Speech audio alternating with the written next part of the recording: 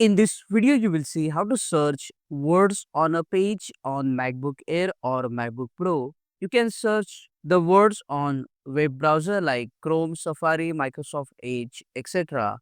You can also search the words in the PDF document using the Mac Preview, Adobe Reader, or Foxit PDF Reader along with the Microsoft Office and Google Docs. What you need to do is just press and hold the command key on your keyboard and then press F button on your Mac keyboard.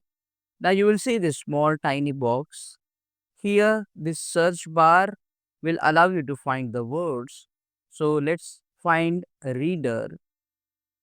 After typing the word, as you can see, it has already marked the word and have highlighted the word.